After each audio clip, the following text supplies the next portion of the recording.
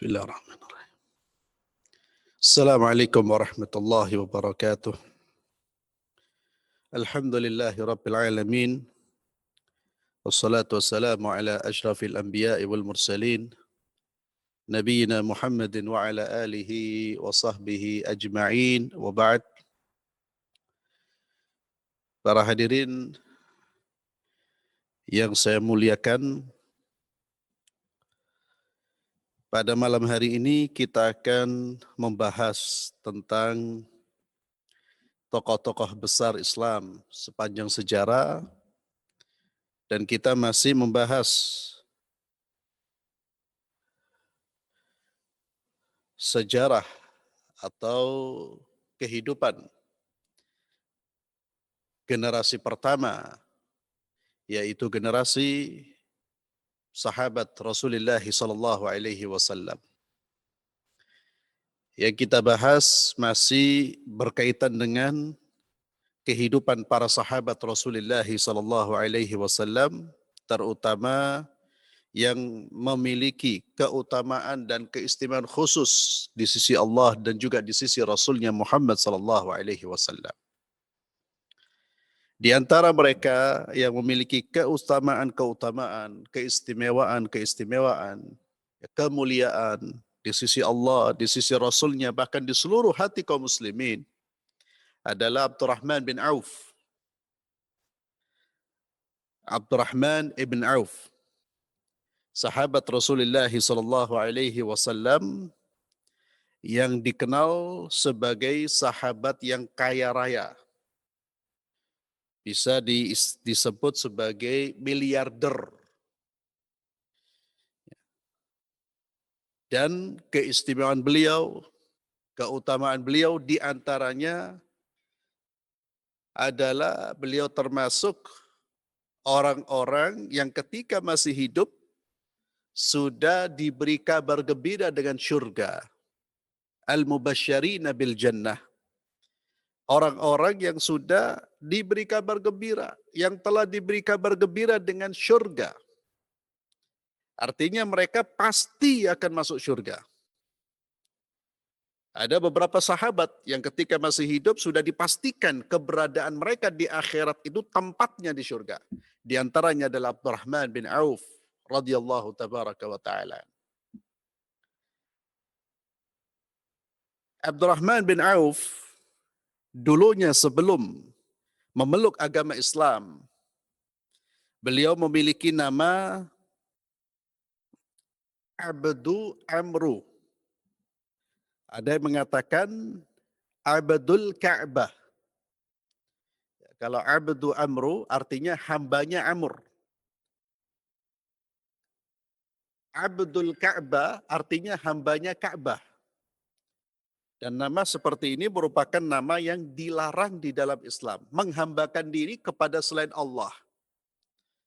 Maka ketika seorang Muslim menamakan dirinya atau orang lain dengan nama yang dimulai dengan kata abdun, yang artinya hamba, maka setelah kata abdun itu harus diletakkan nama Allah subhanahu wa ta'ala. Setelah kata abdun harus diletakkan nama Allah. Abdullah, hambanya Allah. Abdus Samad, hambanya Allah yang samad, yang semua bergantung kepadanya. Abdur Rahman, hambanya Allah yang Maha Rahman. Abdul Ilah, hambanya Allah yang berhak untuk disembah. Jadi setelah abdun harus setelahnya adalah nama Allah subhanahu wa ta'ala. Jika bukan nama Allah, maka di situ ada penghambaan kepada selain Allah. Seperti Abdul Ka'bah. Maka artinya hambanya Ka'bah. Padahal makhluk itu tidak boleh menghambakan dirinya kecuali kepada Allah. Dulu nama Abdurrahman bin Auf itu adalah Abdu Amru. Ada yang mengatakan Abdul Ka'bah. Namun setelah beliau memeluk agama Islam, Nabi mengganti namanya dengan Abdurrahman. Abdurrahman, hambanya Allah yang Maha Rahman. Abdurrahman bin Auf minas sabiqin al-awwalin. Beliau termasuk salah satu di antara 8 orang yang mula-mula masuk Islam. Generasi pertama dan paling pertama dalam memeluk agama Islam. Salah satu di antara 8 orang yang mula-mula masuk Islam. Dan beliau masuk Islam melalui tangan Abu Bakar As-Siddiq radhiyallahu tabaraka wa ta'ala. Allahu Akbar, kita bisa ya, melihat begitu besarnya keutamaan Abu Bakar, pahala yang dia raih dari dirinya atau darinya lah banyak tokoh-tokoh sahabat memeluk agama Islam atau mengenal agama Islam. Di antaranya adalah Abdurrahman bin Auf. Jadi setiap sahabat yang masuk melalui Abu Bakar, melalui dakwanya, setiap perbuatan mereka itu Abu Bakar mendapatkan bagian pahalanya. Allahu Akbar. Abu Bakarnya sudah seperti itu, dapat limpahan pahala dari sahabat-sahabat yang didakwai, yang kemudian menerima dakwanya dan memeluk agama Allah Subhanahu wa taala. Abdurrahman bin Auf radhiyallahu an di antara sahabat yang masuk Islam melalui tangan Abu Bakar As-Siddiq radhiyallahu tabaraka wa taala. Nabi SAW bersabda, "Man dalla ala khairin falahu ajru fa'ilih." Siapa menunjukkan seseorang kepada kebaikan, maka dia akan mendapatkan pahala dari kebaikan orang tersebut. Liyahdiyallahu bika rajulan wahidan khair laka min humrin na'am. Jika engkau memberi petunjuk kepada seseorang yang kemudian Allah memberinya hidayah, jika Allah memberi hidayah melalui dirimu, maka itu lebih baik daripada unta-unta merah. Unta merah itu harta yang paling berharga dan paling mahal di zaman Rasulullah SAW.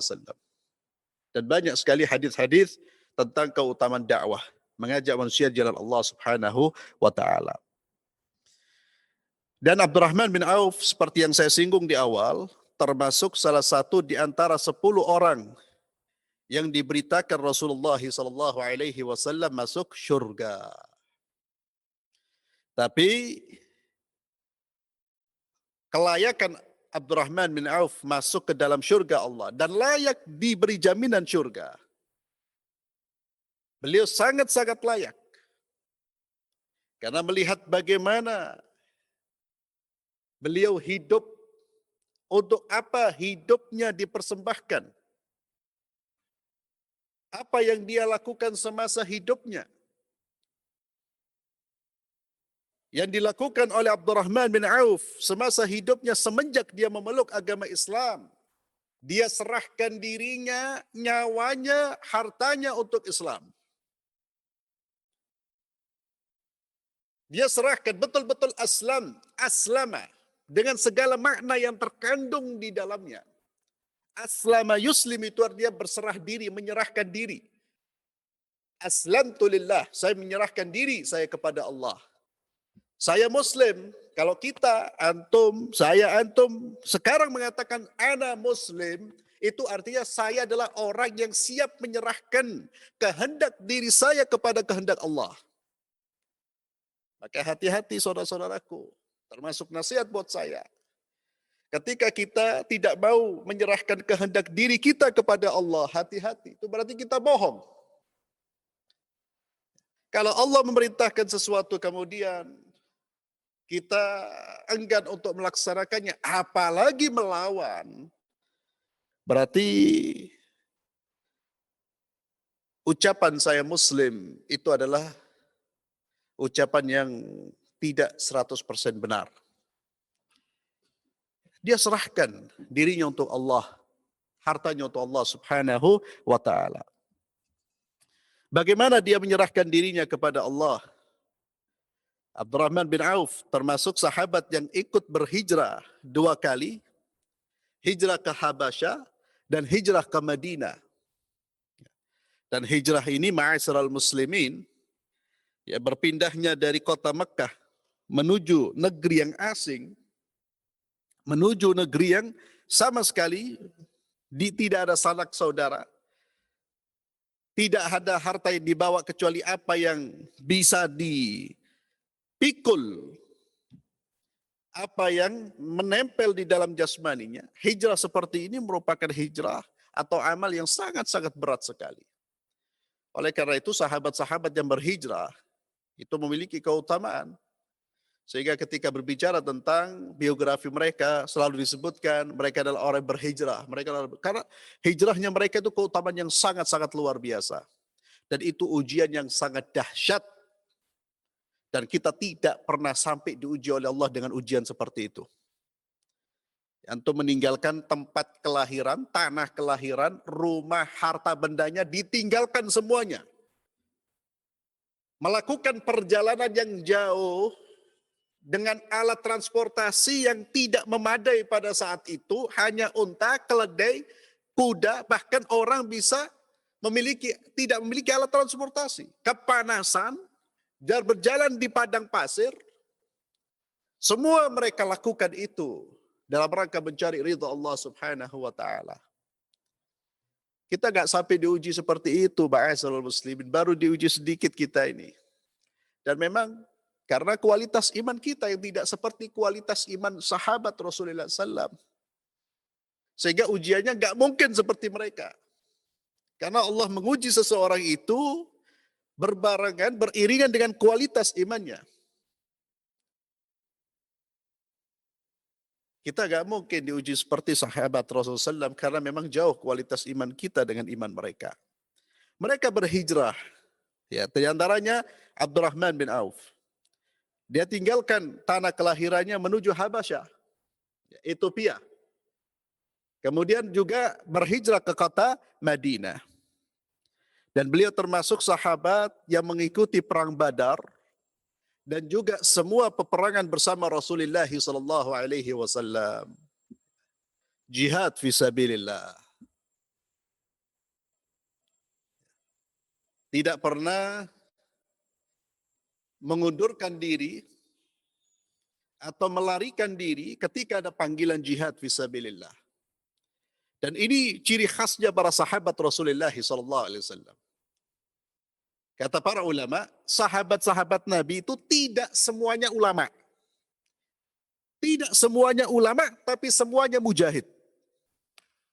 Semuanya ahli, semuanya adalah orang-orang yang siap untuk berjuang demi Islam.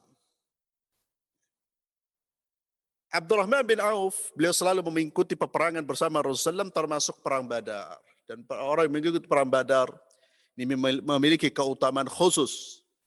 Di mana Nabi SAW menyampaikan bahwa Allah berkata kepada veteran Badar, orang-orang yang pernah ikut perang Badar itu, berbuatlah sesuka kalian karena Allah telah mengampuni dosa-dosa kalian.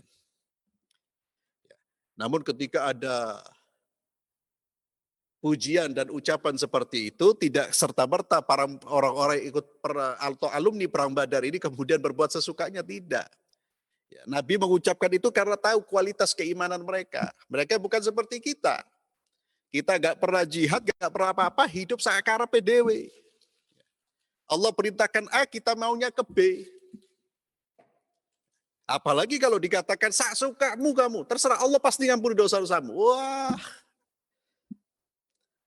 Namun para sahabat Rasulullah SAW, karena keimanan mereka, rasa cinta mereka kepada Allah, ya, sampai Nabi mengatakan, Allah itu mengatakan kepada kalian, sudahlah, i'malu ma syi'tum. Berbuatlah sekehendak kalian. Wahai veteran Badar, wahai alumni Badar, Allah ngampuni dosa kalian. Itu begitu istimewanya mereka, mulianya mereka di sisi Allah. Ikhwani fillah azzalallahu wa iyyakum. Abdurrahman bin Auf ketika berhijrah, berpindah dari kota Mekah menuju Madinah, beliau tidak membawa apa-apa. Tidak ada harta yang beliau bawa. Dan ketika beliau berhijrah ke kota Madinah, sebagaimana langkah, salah satu langkah yang dilakukan oleh Rasulullah SAW untuk membangun peradaban Islam, itu adalah akhah bainal muhajirin wal ansar, mempersaudarakan antara orang-orang yang berhijrah dengan orang-orang ansar, yakni mereka-mereka yang berdomisili di kota Madinah, dipersaudarakan. Dan di awal-awal persaudaraan ini, saudara yang satu akan mewarisi saudara yang lain. Di awal-awal, kemudian dinasakh, dihapus hukumnya, warisan tidak bisa, warisan itu hanya untuk orang-orang yang memiliki hubungan saudara nasab, bukan saudara seagama. Di awal-awal dipersaudarakan dan masing-masing mewarisi dan menerima warisan dari saudara seagama. Jadi Nabi mempersaudarakan. Fulan dipersaudarakan dengan fulan. Kamu saudaramu ini, kamu saudaramu ini. Abdurrahman ibn Auf dipersaudarakan dengan sahabat yang bernama Sa'ad bin Rabi'. Dipersaudarakan dengan Sa'ad bin Rabi'. Ketika mereka dipersaudarakan oleh Rasulullah SAW, apa kata Sa'ad bin Rabi' kepada Abdurrahman bin Auf? Wahai saudaraku, aku adalah orang terkaya di kota Madinah. Kalau Anda mau, silahkan ambil separuh dari hartaku. Wahai Abdurrahman, aku adalah orang terkaya. Hartaku akan aku bagi dua. Bukan seperempat, bukan seperlima. Separuh. Paruan sama saya. Dan saya mempunyai dua istri. Kalau kamu mau, satu saya ceraikan, kemudian kamu nikahi.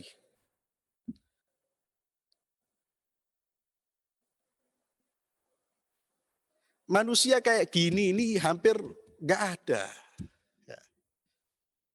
Ya terus terang termasuk pembicara. Kalau berbuat seperti ini, ya Allah, jauh kelihatannya. Kita ini kalau baca sejarahnya sahabat seperti baca dongeng.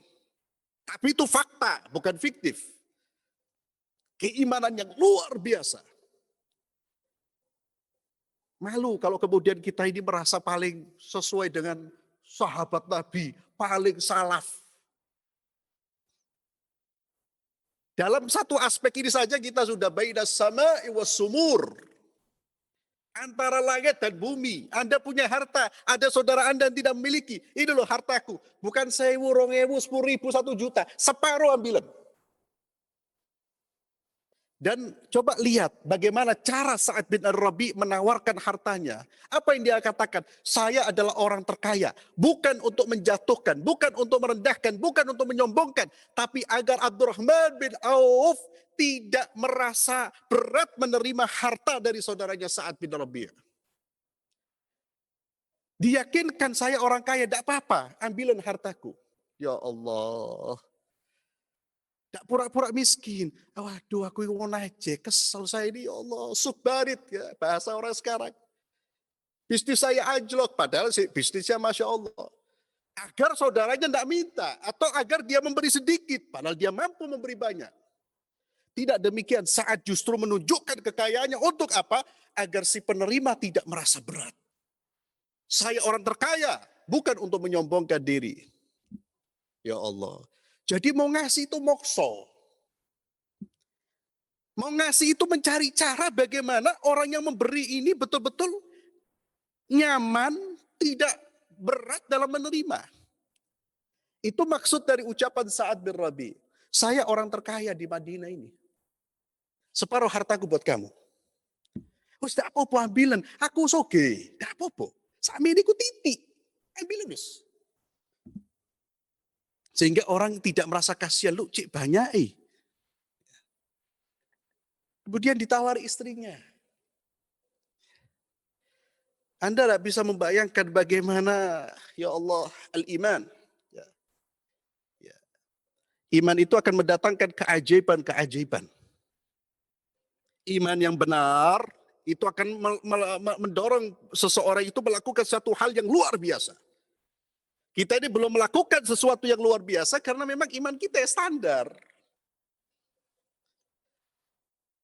Ketika Abdurrahman bin Auf radhiyallahu tabaraka wa taala anhu wa anhum ajmain ditawari harta sedemikian banyak, dan Abdurrahman bin Auf ini datang tidak membawa apa-apa, bahkan capek, letih, dan di depan dirinya itu dia tidak mengerti tentang Madinah. Dia berada di satu tempat, wilayah yang mana dia tidak mengerti peta wilayah tersebut.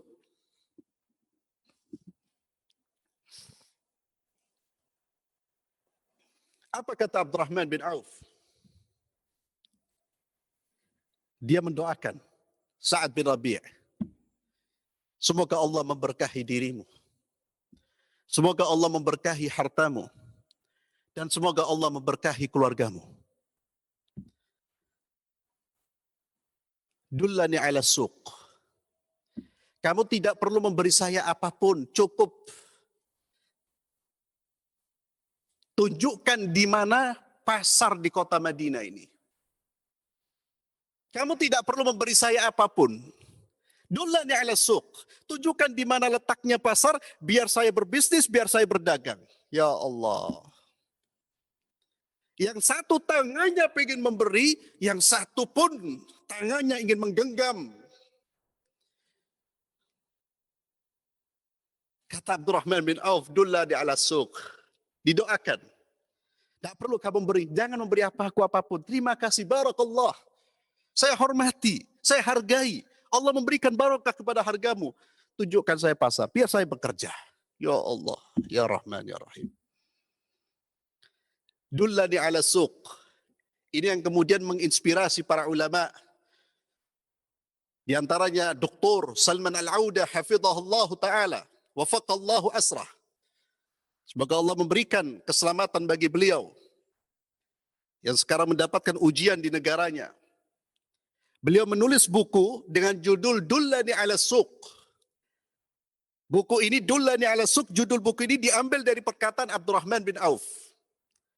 Di mana dalam buku itu beliau memberikan motivasi terutama kepada para da'i dan para ulama untuk mencari nafkah agar tidak bergantung kepada uluran tangan manusia. Dullani ala suq, tunjukkan saya di mana pasar. Oleh Sa'ad bin Rabi' kemudian ditunjukkan pasar di kota Madinah, pasar Qainuqa, Bani Qainuqa. Disitulah kata Syekh Salman pada saat itu, Abdurrahman bin Auf, dia masuk pasar tidak memiliki harta. Apa yang dia lakukan? Dia bekerja sama dengan pemilik modal yang diistilahkan dengan mudharabah. Bisnis dengan prinsip bagi hasil. Bekerja sama antara pemilik modal dengan orang yang menjalankan modal tersebut. Itu salah satu cara seseorang berbisnis, bekerja. Tidak harus kita dengan modal kita, dengan uang kita. Bisa jadi dengan uangnya orang lain, kita yang menjalankan. Itu yang dilakukan oleh Abdurrahman bin Auf. Tapi kalau sudah kongsi, sudah mudharabah.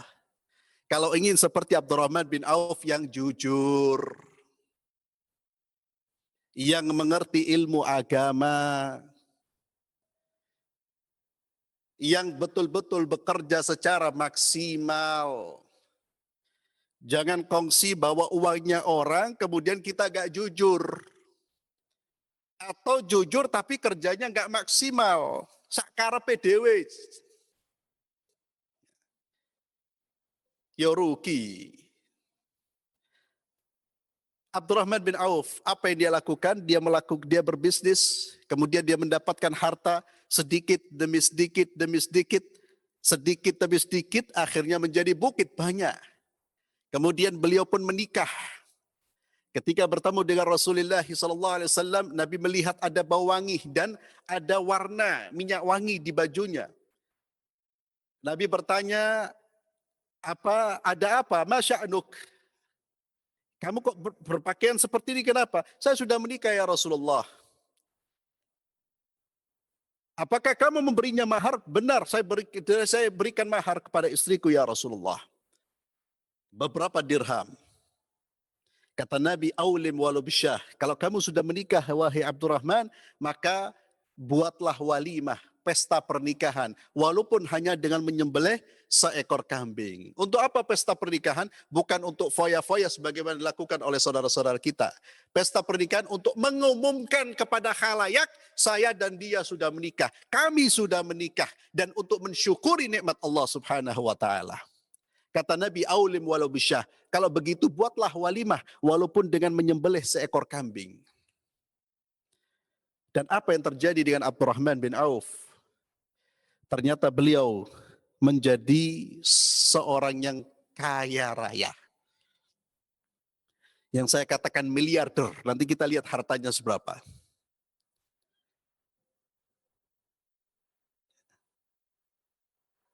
Orang yang luar biasa. Sampai-sampai Abdurrahman bin Auf, begitu cepatnya dia mendapatkan uang, begitu cepatnya dia mendapatkan harta, begitu cepatnya dan banyaknya dia mendapatkan keuntungan. Sampai-sampai dia berkata, kalau saya melihat batu di jalan, saya berpikir kalau saya buka batu itu pasti ada emas atau perak. Keuntungan mengejar Abdurrahman bin Auf. Harta mengejar beliau. Menjadi saudagar, menjadi pebisnis, menjadi orang yang kaya raya. Apakah kemudian dia lalu melakukan seperti yang dilakukan oleh orang-orang munafik yang ketika di awal dalam kondisi miskin dia berjanji kepada Allah, kalau engkau beri harta kepadaku ya Allah, saya akan bersedekah. Namun ketika Allah memberikan harta yang banyak, dia pun lupa kepada Allah, lupa kepada saudara-saudaranya. Tidak.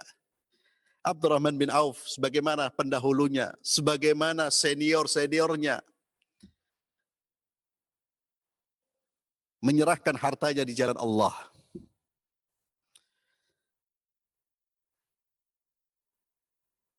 Dalam sehari, ia memerdekakan 30 orang budak. Beliau juga dikenal sebagai orang yang mendermakan hartanya dengan nilai yang begitu besar kepada para fuqara dan masakin. Termasuk beliau sering memberi kepada istri-istri Nabi SAW dan juga untuk keperluan militer kaum muslimin. Ketika Abdurrahman bin Auf akan meninggal, ia mewasiatkan kepada keluarganya, setiap veteran perang Badar, alumni perang Badar, diberi 400 dinar. Dinar itu koin emas. 400 dinar. Setiap alumni perang Badar akan diberi 400 dinar. Itu wasiat Abdurrahman bin Auf. Dan termasuk Utsman bin Affan yang kaya raya menerima uang 400 dinar itu.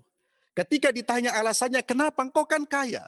Yang pertama Abdurrahman bin Auf mengatakan untuk setiap veteran Badar. Yang kedua, hartanya Abdurrahman bin Auf ini harta yang barokah. Agar saya mendapatkan keberkahan dari hartanya Abdurrahman bin Auf.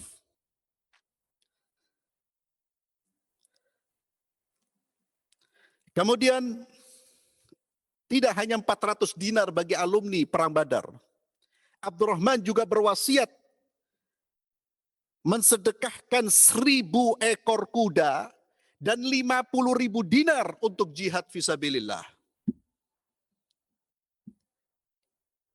Seberapa uangnya itu? Ini wasiat ma'asyiral muslimin. Wasiat itu dijalankan. Dan wasiat ini ketika sudah dijalankan, itu hartanya masih membludak.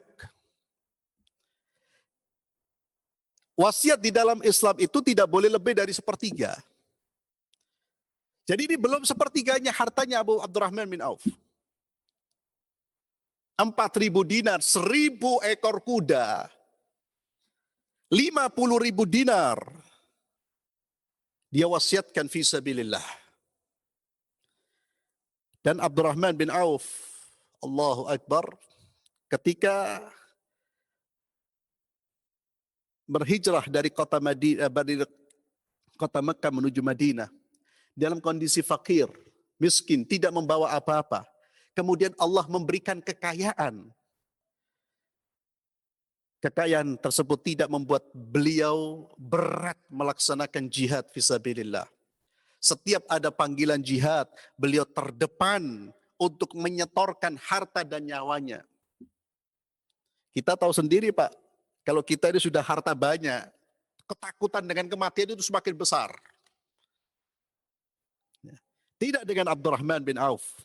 Dalam perang Uhud, beliau termasuk sahabat yang terkena ujian dengan tusukan tombak, dengan tebasan pedang, sehingga di dalam tubuhnya ada 21 luka. Giginya pecah, sehingga ia sulit berbicara. Ya Allah. Betisnya juga terkena luka, sehingga dia pincang, Pak. Lugi ini tidak dapat surga. Ya, luar biasa. Dan orang-orang seperti ini kalau minta surga Firdaus, layak, pantas. Lah kita kadang infak 10.000 tangan gemeter.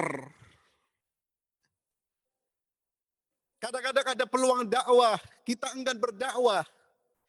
Bicaranya banyak, bahkan seringkali bukan berdakwah, tapi melemahkan semangat orang-orang berdakwah, mencaci fulan, mencela alan. Mungkin hanya penampilan tok yang bagus. Sudah merasa sudah berada di surga. Tidak pernah menangis karena Allah. Yang sering menangiskan manusia karena sikap dan perbuatannya. Kan banyak saudara-saudara kita seperti itu. Terlihat alim tapi lisannya na'udzubillah. Sikapnya na'udzubillah. Kembali kepada Abdurrahman bin Auf. Beliau diuji oleh Allah subhanahu wa ta'ala. Maka Nabi pernah berkata tentang Abdurrahman bin Auf adalah amin, orang yang terpercaya di langit dan orang yang terpercaya di bumi. Pujian Rasulullah SAW kepada beliau. Dan sepeninggal Rasulullah sallallahu alaihi wasallam, kemudian sepeninggal Abu Bakar ketika Umar menjabat sebagai khalifah, ya, di saat menjelang berakhirnya kekhalifaan Umar, ya, karena beliau ditusuk, Umar pun menunjuk 6 orang ditunjuk untuk dicalonkan menjabat sebagai khalifah sepeninggal Umar Ibn Khattab. Di antaranya adalah Abdurrahman bin Auf. Namun beliau menolak. Beliau menolak dan beliau lebih memilih Uthman ibn Affan radhiyallahu tabaraka wa ta'ala anhu. Beliau punya kapasitas, beliau punya kompetensi. Umar itu tidak asal menunjuk orang, Pak. Umar itu orang yang cerdas, teliti. Bukan hanya cerdas dan teliti, mulham. Selalu diberi ilham sama Allah. Kalau nunjuk orang benar itu sudah. Dia tunjuk 6 orang. Di antara Abdurrahman bin Auf, dia tolak jabatan ini, dia serahkan kepada Utsman. Dia merasa Utsman lebih pantas, Utsman lebih baik darinya.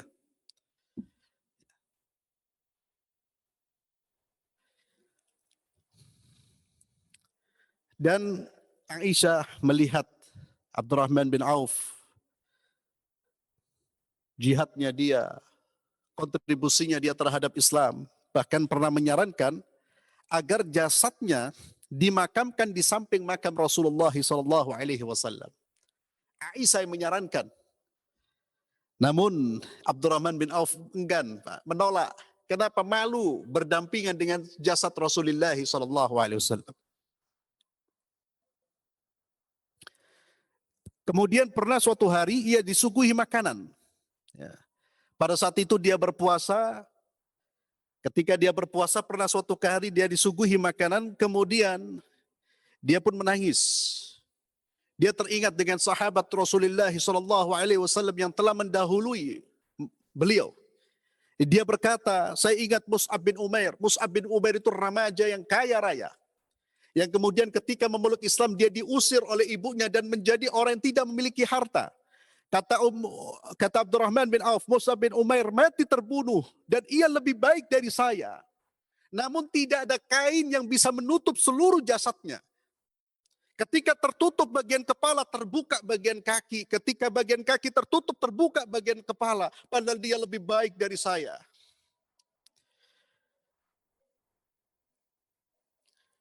Lalu dia berkata, dan sekarang Allah membentangkan harta untuk kita semua. Saya takut, kata Abdurrahman bin Auf. Saya takut.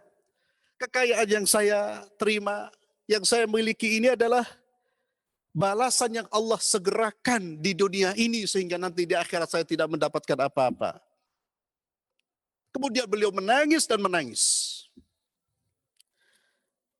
Kemudian Abdurrahman bin Auf, ikhwani wa akhwati fillah azzallahu wa iyyakum,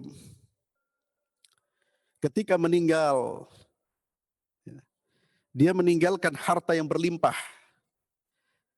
Emas, 1.000 ekor unta, 100 ekor kuda, 3.000 ekor kambing yang digembalakan di Baqi'. Ya, dan ia juga meninggalkan 4 orang istri. Kalau antum seperti Abdurrahman bin Auf, zuat 4 kali, nikah 4. Ya, mempunyai 4 istri, tidak ada masalah insya Allah. Adil insya Allah. Tapi kalau kemudian ngasih makan diri sendiri aja sudah capek, gak ada yang dimakan, jangan nekat mau poligami. Yang dia tinggalkan, 1.000 ekor unta, 100 ekor kuda, 3.000 ekor kambing. Emas-emasan. Yang kemudian beliau membuat wasiat, yang sebagian hartanya dia wasiatkan untuk jihad sebagai perbekalan militer. Bekal bagi para prajurit-prajurit Islam. Kemudian dia serahkan untuk veteran-veteran Badar. Dan ini menunjukkan ma'asyiral muslimin, untuk mencapai derajat yang tinggi di sisi Allah, kita tidak harus hidup miskin dan fakir. Orang kaya pun bisa masuk ke dalam surga, bahkan menduduki peringkat yang tertinggi. Selama kayanya seperti Abdurrahman bin Auf, seperti Abu Bakar As-Siddiq. Mencari harta yang halal, kemudian dia salurkan hartanya di jalan Allah. Jadi Islam tidak melarang kaya, bahkan mendorong kita untuk kaya. Dan kekayaan harta tidak bertentangan dengan gaya hidup zuhud yang diajarkan oleh Islam. Zuhud itu bukan tidak punya apa-apa, Pak. Zuhud itu justru kalau kita punya harta, namun harta ini kita letakkan di tangan kita. Akhirat kita letakkan di sini. Sehingga kalau akhirat ada kepentingan akhirat, mudah dibuang harta ini, Pak. Tapi digenggam, dicari, dipegang, dikuasai dunia ini. Karena memang ini buminya Allah, umat Islam harus menguasai. Tapi penguasaannya di tangan. Itulah zuhud. Sehingga zuhud itu bisa orang berdasi itu zuhud. Belum tentu orang yang ngengkol sepeda setiap hari itu zuhud, belum tentu. Itu dalam zuhud itu terletak di sini. Bagaimana dia melihat harta. Jadi sahabat Nabi itu kaya raya miliarder ini orang-orang seperti ini. Sudah diberi kabar gembira dengan surga. Namun kekayaannya untuk apa? Ya, kita kalau bicara tentang kekayaan sahabat, jangan berhenti sahabat kaya. Sahabat kaya, kekayaannya untuk apa? Bagaimana cara mereka meraih kekayaan tersebut? Beliau meninggal dan dikuburkan di Baqi'. Ya, kita kenal kuburan Baqi', ya biasa. Bagi yang umrah atau melaksanakan ibadah haji, bisa melihat bagaimana kuburan Baqi' di sana. Kuburannya sederhana, padahal itu orang-orang hebat.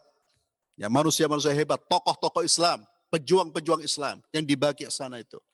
Kuburannya sederhana karena memang kuburan tidak perlu dihiasi dengan rumah, diberi macam-macam seperti orang bangun rumah, seperti bangun villa, tidak perlu.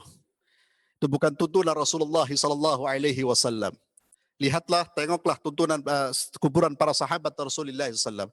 Kuburannya Nabi di dalam rumah karena setiap Nabi dikuburkan di dalam rumah. Dan rumahnya Nabi sederhana. Jadi bukan kuburan terus dibangun, tidak. Itu sudah ada rumah kemudian ditaruh kuburan. Karena ada orang-orang yang kemudian melanggar aturan Nabi, membangun kuburan dengan bangunan yang luar biasa, lalu berhujjah, berdalil dengan kuburannya Nabi. Itu salah tempat. Abdurrahman bin Auf radhiyallahu tabaraka wa ta'ala, beliau meninggalkan harta, meninggalkan amal saleh, dan beliau meninggalkan jejak yang luar biasa. Mudah-mudahan sedikit tentang Abdurrahman bin Auf ini bisa kita teladani. Mudah-mudahan bisa memotivasi diri kita untuk semakin bersemangat dalam memperjuangkan agama Allah Subhanahu wa taala dengan cara-cara yang diridhai oleh Allah. Memperjuangkan agama Allah dengan harta kita, dengan pikiran kita, dengan tenaga kita. Karena kita membaca sejarah mereka bukan hanya untuk sebagai wisata akal, wisata pemikiran, tidak. Tapi agar kita bisa mengambil pelajaran. Tidak mungkin kita bisa menyamai mereka, tapi minimal kita berjalan di belakang mereka. Jangan keluar dari jalur mereka. Ikutilah kedermawanan mereka, walaupun tidak dermawan seperti mereka. Ikutilah semangat jihad mereka, walaupun semangatnya tidak sama seperti mereka, tapi berada di jalur mereka. Dan mereka-mereka inilah ma'asyiral muslimin yang patut kita baca dan kita ceritakan kisah-kisahnya kepada kaum muslimin, terutama kepada keluarga kita. Jangan sampai kita ini umat Islam tidak mengenal tokoh-tokoh ini, justru kita mengenal orang-orang yang sama sekali tidak punya kontribusi apapun terhadap Islam, bahkan terhadap negara pun tidak punya kontribusi. Itu yang kita ceritakan, yang kita perkenalkan. Na'udzubillah. Mudah-mudahan bermanfaat, dan jika ada salah kata, salah ucap, saya mohon maaf. Kita akhiri kajian kita malam hari ini dengan doa kafaratul majlis. Subhanakallahumma bihamdik, asyhadu an la ilaha illa anta astaghfiruka wa atubu ilaik. Assalamualaikum warahmatullahi wabarakatuh.